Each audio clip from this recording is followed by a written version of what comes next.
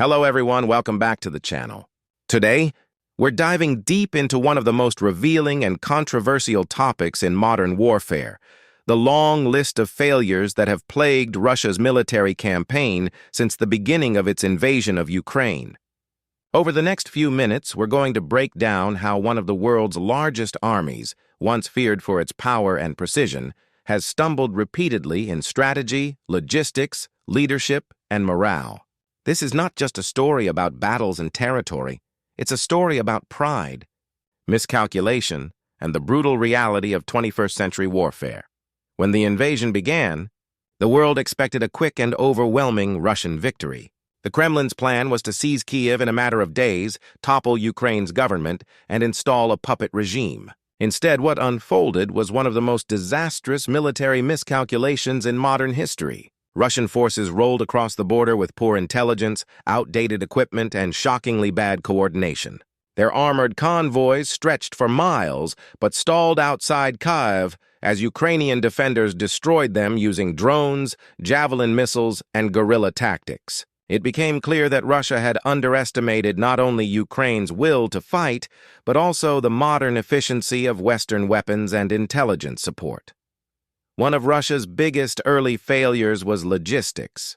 Their supply lines were a mess. Tanks ran out of fuel, soldiers went hungry, and units were cut off from communication.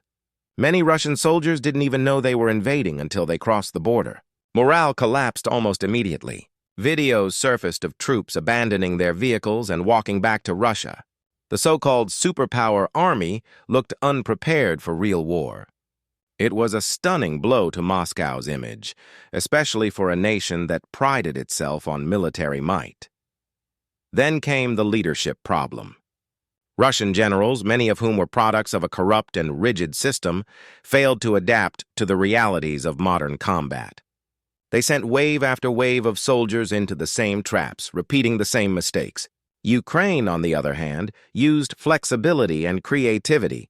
Small mobile units using drones, precision artillery, and real-time intelligence from NATO satellites. The difference in strategy was night and day. While Russia clung to Soviet-era doctrines, Ukraine evolved quickly, turning every Russian mistake into an opportunity. The failures didn't stop at the front lines. Russia's intelligence agencies, especially the FSB, had assured Putin that Ukraine would collapse easily. They promised that the Ukrainian people would welcome Russian troops as liberators. That illusion crumbled within days. Instead of cheering crowds, Russian soldiers faced fierce resistance and a population determined to defend its freedom. The intelligence failure was monumental, and it revealed how deeply corruption and fear had infected the Russian state. No one wanted to tell Putin the truth, and the entire invasion was built on lies and arrogance. As the months dragged on, Russia's economic and technological weaknesses became more visible.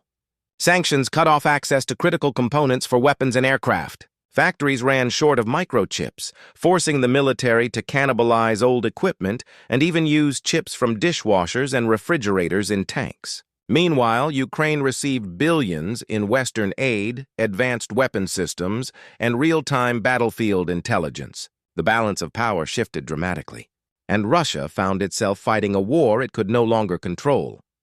Another major failure was the loss of the Moskva, the flagship of Russia's Black Sea Fleet.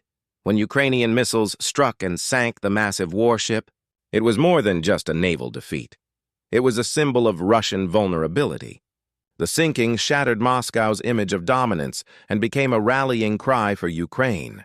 Even Russian state media struggled to explain how one of their most powerful ships could be destroyed by a country with no navy. Then came the disastrous mobilization. As the war dragged on and casualties mounted, Putin ordered hundreds of thousands of men to be drafted. But instead of revitalizing the army, the mobilization exposed the deep rot inside Russia's military system. Recruits were sent to the front with little to no training, poor equipment, and outdated rifles. Videos circulated of soldiers complaining they had to buy their own gear and body armor. Many new recruits deserted before even reaching the battlefield. It was chaos on an industrial scale, and it revealed how unprepared Russia was for a long, grinding war. Perhaps one of the most telling failures has been Russia's inability to dominate the skies. Despite having a much larger air force, Russia has failed to establish consistent air superiority. Ukrainian air defenses, bolstered by Western systems like the Patriot and NASAMS, have kept Russian aircraft at bay. Drones have also played a critical role. Small, cheap, and deadly, they've allowed Ukraine to strike deep behind Russian lines. Moscow's once vaunted air force has become cautious and defensive, operating mostly from afar to avoid losses. As the war continued, internal divisions within Russia grew. The feud between the Russian military and the Wagner mercenary group exploded into public view. Yevgeny Prigozhin's rebellion, even though short-lived, was one of the most humiliating moments for Putin's regime. The sight of Wagner columns marching toward Moscow without resistance exposed cracks in the very heart of the Russian state. It showed that even loyalists no longer trusted the leadership, and that the illusion of unity was crumbling. Internationally, Russia's reputation has suffered irreparable damage. Once seen as a powerful geopolitical player, it is now viewed as isolated, paranoid, and desperate. Countries that once feared Russia now see it as a weakened power struggling to maintain control. Even its traditional allies have started keeping their distance. The war has pushed Europe closer together, revitalized NATO, and strengthened Ukraine's position on the global stage. Outcomes that are the exact opposite of what Putin intended. Economically, the failures continue to mount. The war has drained Russia's finances, forced it to rely on outdated industries, and pushed millions into poverty. Skilled workers and young professionals have fled the country in record numbers. The so-called brain drain has left Russia weaker, both technologically and socially. And as the war drags on, the cost of maintaining the fight grows unbearable, while the promised victories never come.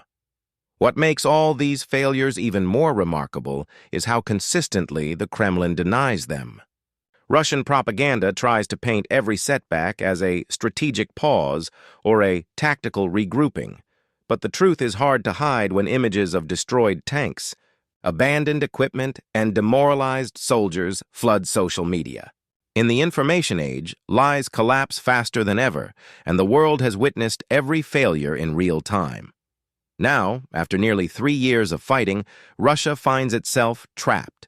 It cannot win decisively, but it cannot afford to admit defeat either. The war that was supposed to secure Putin's legacy has instead exposed the limits of his power. His army is weaker, his economy is fragile, and his people are growing restless.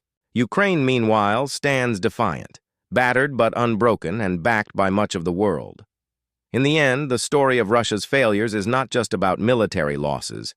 It's about the consequences of arrogance, corruption, and fear. When leaders isolate themselves from reality, when they silence truth-tellers, and when they underestimate the will of a free people, disaster follows. The invasion of Ukraine has become a mirror reflecting everything that is broken within the Russian system, from its outdated tactics to its crumbling moral foundation.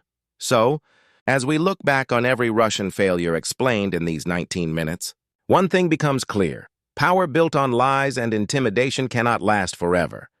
The truth always finds a way to surface, and history will remember not the aggressors who sought to dominate, but those who stood their ground against impossible odds. Thank you for watching, and if you found this breakdown insightful, make sure to like the video, share it with others, and subscribe to Frontline Report for more in-depth analysis and real-world updates from the front lines of global conflict. Stay informed, stay critical, and I'll see you in the next video.